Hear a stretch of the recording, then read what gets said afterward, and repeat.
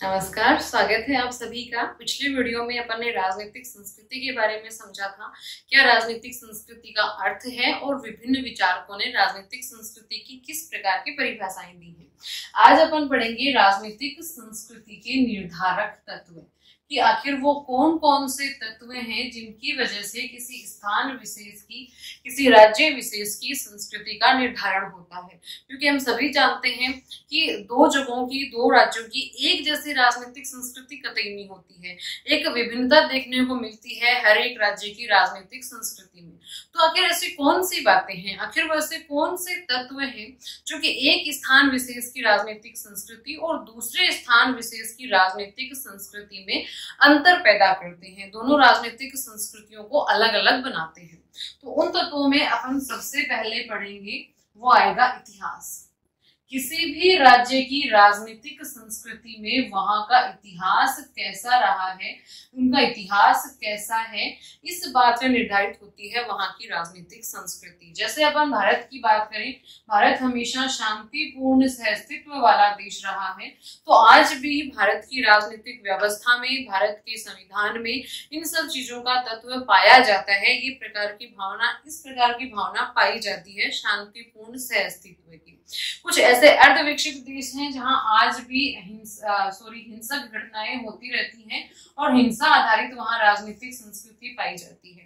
विकसित देशों की अपन बात करें, ब्रिटेन की अपन बात करें, तो वहां की राजनीतिक संस्कृति वहां की संवैधानिक और राजनीतिक निरंतरता का परिणाम है। राजनीतिक निरंतरता का परिणाम है ब्रिटेन की राजनीतिक संस्कृति। फ्रांस की राजनीतिक संस्कृति पर फ्रांस की स्वतंत्रता की जो क्रांति थी उसका स्पष्ट रूप से प्रभाव देखा जाता है।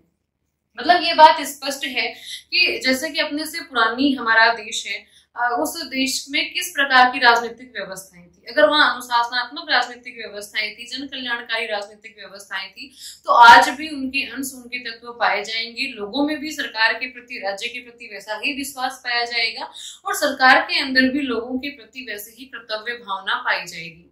इसके बजाय अगर अपन तुलना करें ऐसे देश के साथ जहाँ की राजनीतिक संस्कृति अच्छी नहीं रही, या अपन कहें कि मतलब कि हिंसक रही हो, जहां रोजाना हिंसा होती रहती है, हिंसक क्रांतियां होती रहती हैं, खून बहता रहता है, तख्ता पलट होता रहता है, कभी सैनिक सरकार आई, कभी दूसरा तानाशाह शासक आया, कभी दूसरा तानाशाह शासक आया, तो वहां पर लोगों के मन में उस राजनीतिक व्यवस्था के प्रति अविश्वास और राज्य का जनता के प्रति अपन कहें कि गैर जिम्मेदारी पूर्ण रवैया देखने को मिलता है।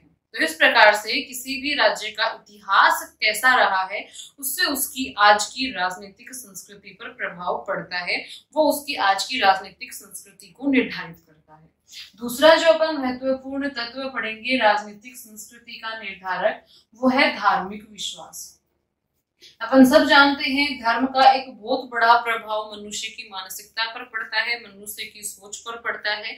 तो निसंदेह धार्मिक विश्वास भी लोगों की राजनीतिक, किसी भी राज्य की राजनीतिक संस्कृति को प्रभावित करता है। क्योंकि राजनीतिक संस्कृति है क्या, एक मूल्य और मान्यताएं तो हैं जो अपन अपनी राजनीतिक व्यवस्था के प्रति रखते हैं। हम हमारे मन में किस प्रकार के विचार, किस प्रकार की भावनाएं, सम्मान, आलोचना, विरोध, ये समर्थन, जिस भी प्रकार के विचार रखते हैं अपने देश की राज्य व्यवस्था के प्रति, वो राजनीतिक संस्कृति होती है। और ये निसंदेह धर्म किसी भी व्यक्ति के विचारों को प्रभावित करता है। तो उस राज्य विशेष के किस धर्म में विश्वास है, किस प्रकार की धार्मिक मान्यताओं में विश्वास है, इससे वहां की राजनीतिक संस्कृति प्रभावित होती है। तीसरा जो अपना विचार तत्व आएगा वो है भौगोलिक परिस्थितियां। भौगोलिक परिस्थितियों से तात्पर्य है राज्य का क्षेत्रफल। देखिए, बड़ा क्षेत्रफल का अपन राज्य की बात करें और एक छोटे क्षेत्रफल वाले राज्य की अपन बात करें, तो जैसे कि बड़े क्षेत्रफल वाले राज्य की बात करते हैं, भारत की बात करते हैं, तो भारत का इतना विशाल बड़ा भौगोलिक क्षेत्रफल है कि यहाँ एक जैसी राजनीतिक संस्कृति हर एक राज्य में, हर एक समाज में नहीं पाई जा सकती। और जो भारत की राजनीतिक संस्कृति होगी वो भारत के प्रत्येक भौगोलिक क्षेत्र की राजनीतिक संस्कृतियों का योग या समुच्चय होगी। तो ये एक अलग तरह की राजनीतिक संस्कृति हमें देखने को मिलेगी। जबकि इसकी बजाय एक छोटे से क्षेत्रफल वाले देश की अपन बात करें, छोटे से क्षेत्रफल वाले राज्य की अगर अपन बात करें, तो वहां एक जैसी ही राजनीतिक संस्कृति पाई जाएगी। छोटे से क्षेत्र के अंदर जब लोग रहते हैं, जब जिस कानूनों का पालन करते हैं, तो एक जैसी मान्यता या सोच लगभग उनकी मिलने लग जाती है। तो इस प्रकार से निसंदेह ये स्पष्ट है कि बड़े क्षेत्रफल वाले देशों की राजनीतिक संस्कृति अलग होगी और छोटे क्षेत्रफल वाले लोगों की राजनीतिक संस्कृति, देश की राजनीतिक संस्कृति अलग होगी। फिर उसके बाद में आता है आर्थिक एवं सामाजिक परिस्थितियां। देखिए, किसी भी देश की आर्थिक और सामाजिक परिस्थितियां कैसी है, इस बात से फर्क पड़ता है कि उस देश के लोग अपनी राजनीतिक व्यवस्था के प्रति किस प्रकार की सोच, समझ या मान्यता रखते हैं। सबसे पहले अपन आर्थिक परिस्थिति की बात करें तो स्पष्ट ही है, आर्थिक परिस्थिति यानी कि अगर मान लीजिए कोई व्यक्ति बहुत ही गरीब है, जिसको ये नहीं पता कि वो शाम को भरपेट खाना खा पाएगा या नहीं खा पाएगा, शाम को खा लिया तो वो सुबह खा पाएगा या नहीं खा पाएगा, क्या लगता है कि वो अपनी इस रोटी की चिंता के सिवाय राजनीति की या चुनावों की या फिर राजनीति के कानूनों की चिंता करेगा? क्या उसके बारे में कोई मान्यता या मूल्य रखेगा? बिल्कुल नहीं रखेगा, क्योंकि ये सारी बातें पेट भरने के बाद में आती हैं। सबसे पहली चिंता मनुष्य को अपना पेट भरने की होती है। तो ऐसा मतलब कि समाज, ऐसा राज्य जो कि आर्थिक रूप से सबल हो, सभी व्यक्ति आर्थिक रूप से अपनी मूलभूत आवश्यकताओं की पूर्ति कर पा रहे हो, वहां राजनीति के प्रति उनकी समझ और जागरूकता ज्यादा अच्छी होगी, बजाय उस समाज के, उस राज्य के जहाँ के लोग आर्थिक रूप से दुर्बल हैं, गरीबी की रेखा से नीचे जीवन यापन कर रहे हैं और पेट भरकर खाना ही नहीं खा पा रहे हैं। उन व्यक्तियों को राजनीति के बारे में ना कोई जागरूकता होगी, ना कोई समझ होगी और ना ही राजनीति के प्रति उनकी कोई सोच होगी। सामाजिक परिस्थितियों की अगर अपन बात करें, सामाजिक परिस्थितियों में एक अगर शोषणकारी समाज हो, जहां एक वर्ग का शोषण हो रहा हो और दूसरा वर्ग शोषक हो, एक वर्ग शोषित हो, तो सीधी सी बात है दोनों की ही सामाजिक मान्यता में, राजनीतिक मान्यता में एक विकृति आएगी। क्योंकि जो शोषक वर्ग है वो भी अपने आप को कुछ अलग समझ रहा है जो वो है नहीं, और शोषित वर्ग है वो भी शोषित होता जा रहा है, तो राजनीति के प्रति उसकी समझ, वो एक निष्पक्ष समझ, मूल्यांकनात्मक समझ विकसित नहीं कर पाएगा। तो एक ऐसा समाज जो कि शोषण रहित हो, ऐसा समाज जिसमें कि सभी व्यक्ति समान स्तर पर जीवन यापन कर रहे हो, कोई किसी के साथ बुरा नहीं कर रहा हो, किसी के साथ बुरा नहीं हो रहा हो, उन लोगों की सोच, उन लोगों के विचार, उन लोगों की मान्यताएं निसंदेह उच्च होंगी ऐसे समाज से जिस समाज में कुछ वर्ग शोषित हो रहे हैं और कुछ वर्ग शोषण कर रहे हैं। तो निसंदेह सामाजिक और आर्थिक परिस्थितियां दोनों ही किसी भी देश की, किसी भी राज्य की राजनीतिक संस्कृति पर एक महत्वपूर्ण प्रभाव डालती है। पांचवा जो अपना विचार आता है, वो आता है, तत्व आता है, वो आता है विचारधाराएं। विचारधाराएं से तात्पर्य है अपनी विचारधाराएं, जैसे कि उदारवाद, जैसे कि समाजवाद, जैसे कि मार्क्सवाद। तो ये सारी की सारी विचारधाराएं, पूंजीवाद, ये सारी की सारी विचारधाराएं प्रभाव डालती हैं वहां की राजनीतिक संस्कृति पर।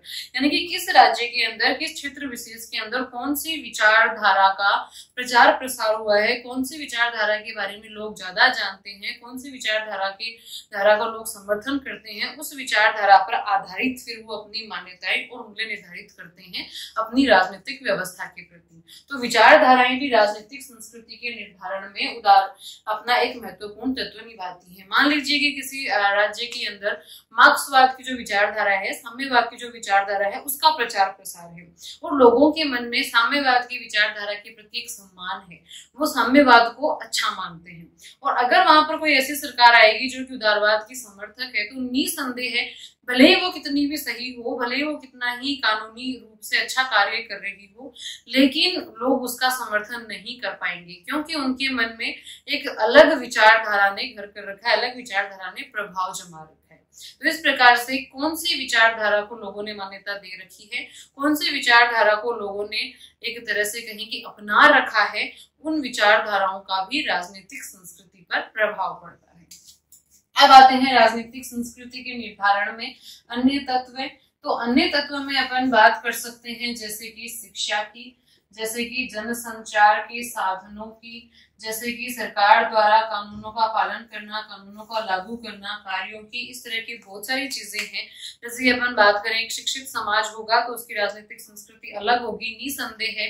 शिक्षित व्यक्ति होंगे, शिक्षित नागरिक होंगे तो वो एक अच्छे ढंग से, निष्पक्ष ढंग से मूल्यांकन कर पाएंगे और राजनीतिक व्यवस्था के प्रति एक निष्पक्ष और एक सुदृढ़ सोच रख पाएंगे, सुदृढ़ मान्यता रख पाएंगे, बजाय इसके अशिक्षित समाज के। जनसंचार के साधनों की अगर अपन बात करें तो जिस राज्य में ज्यादा अच्छे जनसंचार के साधन होंगे और वो भी निष्पक्ष होंगे, पूरी निष्पक्षता के साथ सही और सत्य तथ्य जनता के सामने रखेंगे, तो वहां की राजनीतिक संस्कृति अलग होगी, बजाय ऐसे राज्यों के जहां पर जनसंचार के साधन पर्याप्त मात्रा में उपलब्ध नहीं है या फिर सही तथ्य या सच्चाई जनता के सामने स्पष्ट नहीं कर पाते हैं। किसी राज्य में मान लीजिए भ्रष्टाचार है, भ्रष्टाचार का बोलबाला है, तो निसंदेह जनता का विश्वास उस राजनीतिक व्यवस्था से उठेगा। वहीं ऐसा देश या ऐसा राज्य जहां पर भ्रष्टाचार जैसी, कालाबाजारी जैसी कोई परेशानी नहीं है, सरकार उसको रोकने में कामयाब रही है, तो लोगों का विश्वास जनता के, राज्य के प्रति, राजनीतिक व्यवस्था के प्रति बनेगा। यानी कि उनकी सोच और उनकी मान्यताएं अलग हुई और जहां भ्रष्टाचार है उनकी मान्यताएं, सोच अलग हुई। ऐसे अगर अपन बात करें बेरोजगारी की, तो मान लीजिए किसी समाज में, किसी राज्य में बेरोजगारी बहुत अधिक है, तो वो सरकार कितने भी अच्छे कानून बनाए, लेकिन जो व्यक्ति बेरोजगार है वो उतना अच्छा, अपन कहें कि नहीं रख पाएंगे मान्यता और मूल्य राज्य के प्रति, जितना कि कोई सरकार विभिन्न अभियान चलाकर, परियोजनाएं चलाकर, स्वरोजगार कार्यक्रम शुरू करके या किसी भी तरह से बेरोजगारी को खत्म करने में सफल रही। तो अन्य भी बहुत सारे तत्व हैं ऐसे, शिक्षा, जनसंचार, बेरोजगारी, कालाबाजारी, तो ये सब वहां की परिस्थितियां हैं जो कि एक व्यक्ति के मूल्यों को, अभिवृत्तियों को, उन्मुखताओं को बनाती हैं, निर्धारित करती हैं। और ये सारी की सारी अभिवृत्तियां, मूल्य, अपेक्षाएं, प्रतिक्रियाएं मिलकर बनाती हैं राजनीतिक संस्कृति।